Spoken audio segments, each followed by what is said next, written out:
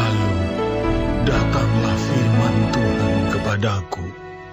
Hai anak manusia, berbicaralah kepada teman-temanmu sebangsa dan katakanlah kepada mereka, kalau aku mendatangkan pedang atas sesuatu negeri dan bangsa negeri itu mengambil seorang dari antara mereka dan menetapkan dia menjadi penjaganya, dan penjaga ini melihat pedang itu datang atas negerinya, lalu meniup sangkakala untuk memperingatkan bangsanya. Kalau ada seorang yang memang mendengar suara sangkakala itu, tetapi tidak mau diperingatkan, sehingga sesudah pedang itu datang ia dihabiskan, darahnya tertimpa kepadanya sendiri. Ia mendengar suara sangkakala, tetapi ia tidak mau diperingatkan, darahnya tertimpa kepadanya sendiri. Kalau ia mau diperingatkan, ia menyelamatkan nyawanya. Sebaliknya, penjaga yang melihat pedang itu datang, tetapi tidak meniup sangkakala dan bangsanya tidak mendapat peringatan, sehingga sesudah pedang itu datang, seorang dari antara mereka dihabiskan. Orang itu dihabiskan dalam kesalahannya, tetapi aku akan menuntut pertanggungan jawab atas nyawanya dari penjaga itu. Dan engkau, anak manusia, aku menetapkan engkau menjadi penjaga bagi kaum Israel. Bila mana engkau mendengar sesuatu firman daripadaku, peringatkanlah mereka demi namaku. Kalau aku berfirman kepada orang jahat, hai orang jahat, engkau pasti mati, dan engkau tidak berkata apa-apa untuk memperingatkan orang jahat itu supaya bertobat dari hidupnya, orang jahat itu akan mati dalam kesalahannya, tetapi aku akan menuntut pertanggungan jawab atas nyawanya daripadamu. Tetapi jikalau engkau memperingatkan orang jahat itu supaya ia bertobat dari hidupnya, tetapi ia tidak mau bertobat, ia akan mati dalam kesalahannya, tetapi engkau telah menyelamatkan nyawamu. Dan engkau, anak manusia, katakanlah kepada kaum Israel, kamu berkata begini, pelanggaran kami dan dosa kami sudah tertanggung atas kami, dan karena itu kami hancur. Bagaimanakah kami dapat tetap hidup? Katakanlah kepada mereka, demi aku yang hidup, demikianlah firman Tuhan Allah, aku tidak berkenan kepada kematian orang fasik, melainkan aku berkenan kepada pertobatan orang fasik itu dari kelakuannya, supaya ia hidup. Bertobatlah, bertobatlah dari hidupmu yang jahat itu. Mengapakah kamu akan mati, hai kaum Israel? Dan engkau, anak manusia, katakanlah kepada teman-temanmu sebangsa, kebenaran orang benar tidak menyelamatkan dia. Pada waktu ia jatuh dalam pelanggaran dan kejahatan orang jahat tidak menyebabkan dia tersandung. Pada waktu ia bertobat dari kejahatannya, dan orang benar tidak dapat hidup karena kebenarannya, pada waktu ia berbuat dosa. Kalau aku berfirman kepada orang benar, engkau pasti hidup, tetapi ia mengandalkan kebenarannya, dan ia berbuat curang, segala perbuatan-perbuatan kebenarannya tidak akan diperhitungkan, dan ia harus mati dalam kecurangan yang diperbuatnya. Kalau aku berfirman kepada orang jahat, engkau pasti mati, tetapi ia bertobat dari dosanya serta melakukan keadilan dan kebenaran, orang jahat itu mengembalikan gadaian orang. Ia membayar ganti rampasannya, menuruti peraturan-peraturan yang memberi hidup, sehingga tidak berbuat curang lagi. Ia pasti hidup, ia tidak akan mati. Semua dosa yang diperbuatnya tidak akan diingat-ingat lagi. Ia sudah melakukan keadilan dan kebenaran, maka ia pasti hidup. Tetapi teman-temanmu sebangsa berkata, tindakan Tuhan tidak tepat, padahal tindakan mereka yang tidak tepat. Jikalau orang benar berbalik dari kebenarannya dan melakukan kecurangan, ia harus mati karena itu.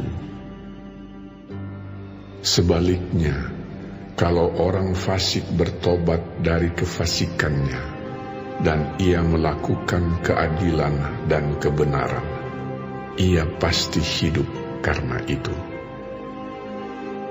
Tetapi kamu berkata, tindakan Tuhan tidak tepat.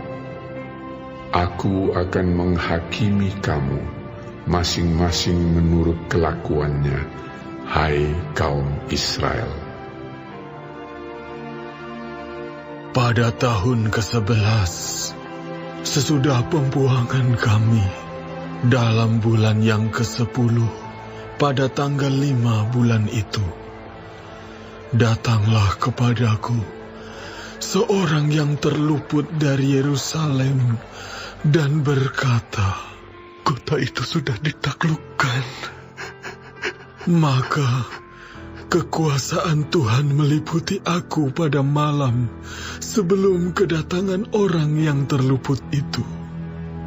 Dan Tuhan membuka mulutku pada saat menjelang kedatangan orang yang terluput itu pada pagi hari. Mulutku sudah terbuka dan aku tidak bisu lagi. Lalu datanglah firman Tuhan kepadaku. Hai anak manusia, orang-orang yang tinggal pada reruntuhan-reruntuhan ini, yaitu yang di tanah Israel, berkata begini, Abraham adalah seorang diri.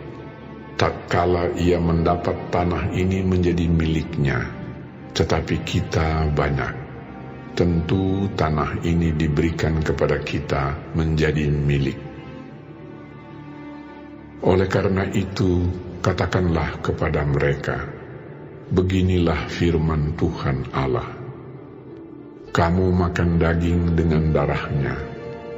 Kamu melihat juga kepada berhala-berhalamu, dan kamu menumpahkan darah. Apakah kamu akan tetap memiliki tanah ini? Kamu bersandar pada pedangmu.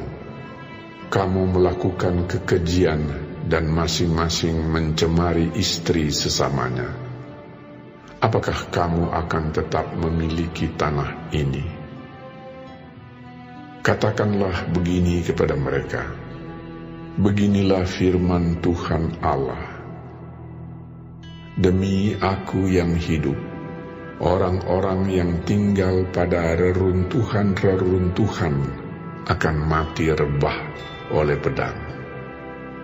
Dan orang-orang yang di padang akan kuberikan kepada binatang liar menjadi makanannya, dan orang-orang yang di dalam kubu dan gua akan mati kena sampar. Tanah ini akan kubuat musnah dan sunyi sepi, dan kecongkakannya yang ditimbulkan kekuatannya akan berakhir. Gunung-gunung Israel akan menjadi sunyi sepi, sehingga tidak seorang pun berani melintasinya. Dan mereka akan mengetahui bahwa Akulah Tuhan, pada saat Aku membuat tanah ini musnah dan sunyi sepi, oleh karena semua perbuatan-perbuatan mereka yang keji yang mereka lakukan. Dan engkau, anak manusia, teman-temanmu sebangsa bercakap-cakap mengenai engkau, dekat tembok-tembok dan di pintu rumah-rumah, dan berkata satu sama lain, masing-masing kepada temannya, silakan datang dan dengar apa yang difirmankan oleh Tuhan.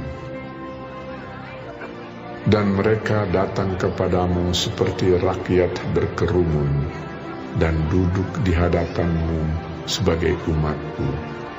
Mereka mendengar apa yang kau ucapkan, tetapi mereka tidak melakukannya.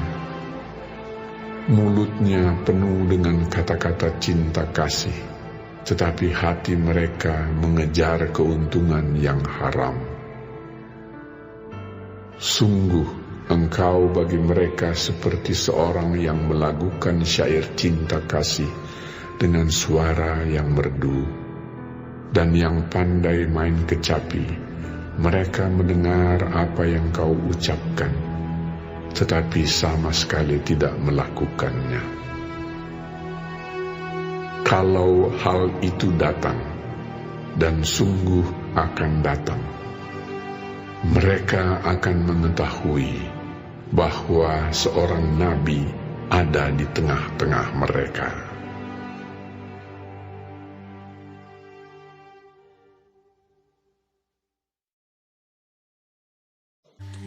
Shalom semua jemaat Tuhan, kembali kita di dalam pendalaman Alkitab Clearside.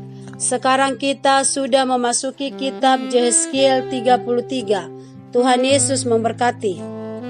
Penjaga yang melihat datangnya kebinasaan dan tidak memperingati bangsa itu akan dimintai pertanggungjawaban atas darah mereka.